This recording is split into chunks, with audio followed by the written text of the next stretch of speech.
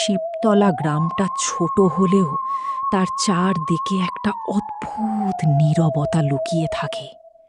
গ্রামের পাশেই ছিল একটা পুরনো কবরস্থান। দিনের বেলা সেখানে কেউ ভয় পেত না, কিন্তু সূর্য ডুবলেই সেই জায়গা যেন অন্যরকম হয়ে যেত। অনেকেই বলতো গভীর রাতেই সেখানে অদ্ভুত শব্দ শোনা যায়, মাটি খোঁড়ার শব্দ, কারো হাঁটার শব্দ, কখনো আবার ফিস ফিস করা কণ্ঠ। গ্রামের মানুষ এসব কথা খুব একটা প্রকাশ্যে বলতো না, কিন্তু সবাই জানতো রাত হলেই কবরস্থানের দিকটা এড়িয়ে চলতে হয়। এই গ্রামেই থাকতো রিনা আর তার মা। রিনার বাবা বহু বছর আগে মারা গিয়েছেন, মাই ছিল তার পৃথিবী। মা ছিলেন খুব দয়ালু মানুষ, কেউ দরজায় সাহায্য চাইলে তিনি কখনো ফিরিয়ে দিতেন না। কিন্তু সেদিন রাতে যা ঘটেছিল তা তাদের জীবনের সবকিছু বদলে দিয়েছিল।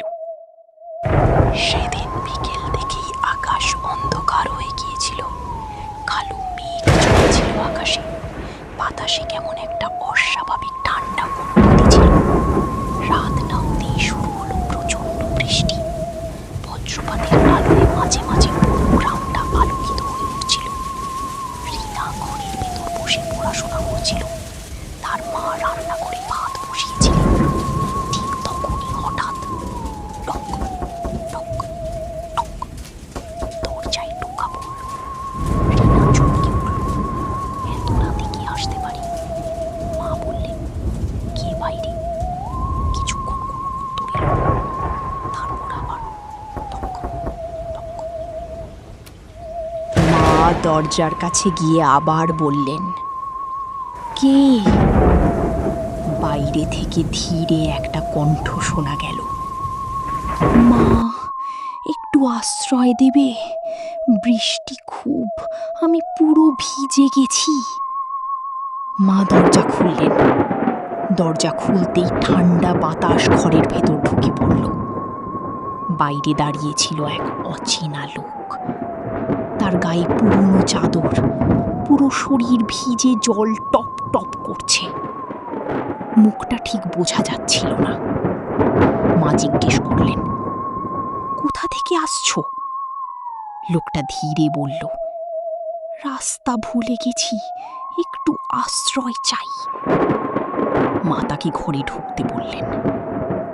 লোকটা ঘরে ঢুকল। রিনা তার দিকে তাকিয়েছিল। লোকটার চোখে কেমন একটা অদ্ভুত শূন্যতা ছিল, যেন অনেক দিন ঘুমায়নি। আর একটা জিনিস, তার শরীর থেকে কেমন একটা পচা গন্ধ বের হচ্ছিল। মা তাকে একটা গামছা দিলেন। লোকটা গামছা হাতে নিল, কিন্তু শরীর মুছল না। সে শুধু বসে থাকলো। বজ্রপাতের আলোয় হঠাৎ রিনা দেখল লোকটার পায়ের কাছে মেঝে ভিজে যাচ্ছে, কিন্তু সেই জলটা যেন একটু গাঢ় রঙের। মা তাকে ভাত দিলেন। লোকটা খুব ধীরে ধীরে খাচ্ছিল। হঠাৎ সে মাথা তুলে জিজ্ঞেস করল, এই গ্রামে কি কবরস্থান আছে? মা একটু অবাক হয়ে বললেন, হ্যাঁ আছে। লোকটা তখন একটা অদ্ভুত হাসি দিল। রিনা সেই হাসি দেখে কেঁপে উঠল, কারণ লোকটার দাঁতগুলো অদ্ভুত ছিল। কিছু দাঁত ভাঙা, কিছু দাঁত আবার অস্বাভাবিক লম্বা। রাত অনেক হয়ে গিয়েছিল। মা বললেন, তুমি বারান্দায় শুয়ে পড়ো, সকালে চলে যেও। লোকটা মাথা নাড়ল। সে বারান্দায় গিয়ে শুয়ে পড়ল। রিনা আর তার মা ভেতরের ঘরে শুয়ে পড়লেন, কিন্তু রিনার ঘুম আসছিল না। বাইরে বৃষ্টির শব্দ। হঠাৎ খচ খচ খচ, কেউ যেন মেঝে আঁচড়াচ্ছে। রিনা ধীরে দরজার ফাঁক দিয়ে তাকালো। ঠিক তখন বজ্রপাত হলো। আলোয় সে যা দেখল, তার শরীর ঠান্ডা হয়ে গেল। লোকটা মাটিতে বসে আছে, তার সামনে একটা মরা কুকুর, আর সেটার শরীর ছিঁড়ে খাচ্ছে। হাড় ভাঙার শব্দ, ক্র্যাক ক্র্যাক। হঠাৎ লোকটা মাথা তুলল, তার মুখের রক্ত, চোখ দুটো জ্বলছে। সে ফিস ফিস করে বলল, ঘুমাও ছোট মেয়ে। রিনা ভয়ে দৌড়ে গিয়ে মায়ের পাশে শুয়ে পড়ল। সে কিছু বলতে পারল না। রাতটা যেন শেষ হচ্ছিল না। রাত ভর মাঝে মাঝে শোনা যাচ্ছিল হাড় ভাঙার শব্দ। কখনো যেন কেউ মাটিতে কিছু টেনে নিয়ে যাচ্ছে, কখনো আবার বারান্দায় ধীর পায়ের শব্দ। রিনা চোখ বন্ধ করে শুয়েছিল। তার মনে হচ্ছিল লোকটা হয়তো দরজার ঠিক বাইরে দাঁড়িয়ে আছে। অবশেষে ভোর হলো, বৃষ্টি থেমে গেছে। মা দরজা খুলতে গেলেন। দরজা খুলেই তিনি থেমে গেলেন। বারান্দায় কেউ নেই, লোকটা চলে গেছে, কিন্তু দরজা খোলা।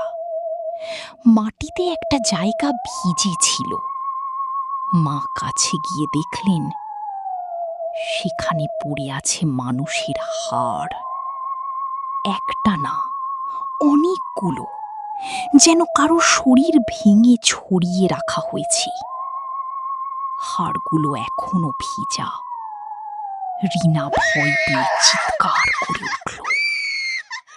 গ্রামের লোকেরা সেদিন সব শুনে চুপ হয়ে গিয়েছিল। কেউ স্পষ্ট করে কিছু বলল না, কিন্তু সবার চোখে একই ভয়।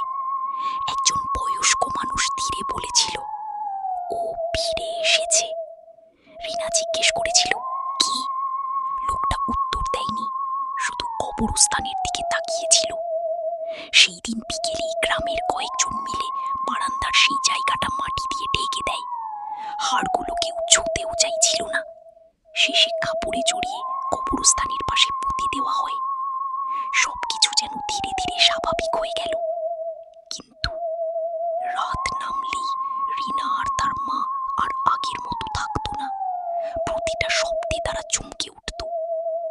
একদিন, ঘটনার ঠিক 7 দিন পর, আবার ঝড় উঠল। বাতাসে সেই একই ঠান্ডা। রিনা তখন মায়ের পাশে বসেছিল। হঠাৎ টক টক টক, দুজনেই জমে গেল। মা ধীরে ফিস ফিস করে বললেন, কেউ দরজা খুলবে না। কিন্তু এবার একটা নতুন শব্দ শোনা গেল। দরজার ওপাশ থেকে নয়, ঠিক জানালার নিচে থেকে।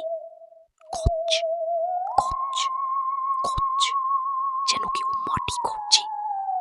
রিনা সাহস করে জানালার দিকে তাকালো। বজ্রপাত হলো। এক ঝলক আলো এসে দেখল মাটির নিচ থেকে একটা হাত বের হচ্ছে, কাদা মাখা, পচা। আর সেই হাতটা ধীরে ধীরে উঠছে তাদের বাড়ির দিকে। তারপর একটা কণ্ঠ, আগের থেকেও কাছে, আরো ঠান্ডা, মা, এবার দরজা না খুললে আমি নিচেই ঢুকে যাব। রিনা চিৎকার করে চোখ বন্ধ করল। পরদিন সকালে গ্রামের লোকেরা আবার জড়ো হলো। দরজা ভাঙা, ঘর ফাঁকা। রিনা আর তার মা, কেউ নেই। শুধু মেঝেতে কাদা মাখা হাতের ছাপ, আর দরজার সামনে পড়ে আছে দুটি ভেজা তাজা হাড়। সেই রাতের পর থেকে শিবতলা গ্রামে কেউ আর ঝড়ের রাতে দরজায় টোকা শুনলেও সাড়া দেয় না।